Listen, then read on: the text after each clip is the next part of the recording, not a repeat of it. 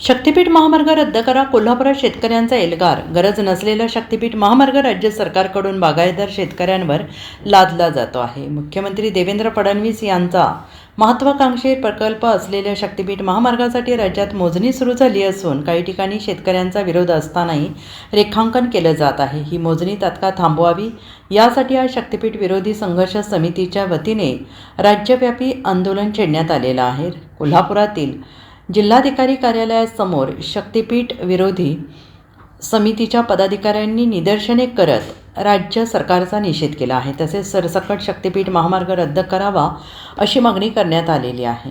महाराष्ट्रामध्ये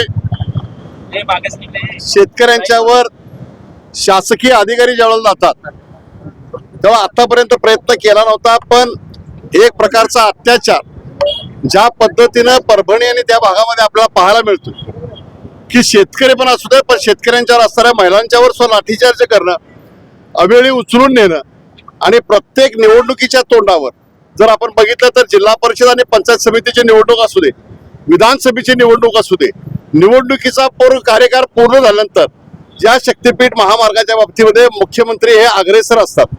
आमचं या ठिकाणी असं मत आहे की तुम्ही ज्या वेळेला जिथं विरोध होईल, आता आज जर बघितलं तर त्यांनी काही जागेला त्याचे आलेख बदलले आहेत, काही गावं बदललेले आहेत आणि काही जागेला भारतीय जनता पक्ष त्यांचे लोकप्रतिनिधी ज्या पद्धतीने सांगतात, म्हणजे खरं म्हटलं तर पहिल्यांदा याच्यामध्ये चंदगड तालुक्याचा त्यामध्ये समाविष्ट नव्हता, पण काही तालुके वगळून चंदगडच्या काही आमदारांच्या आग्रह असतो जर मुख्यमंत्री हे रेखांकन बदलत असत तर मुळामध्ये शक्तीपीठ महामार्ग हा नको आहे.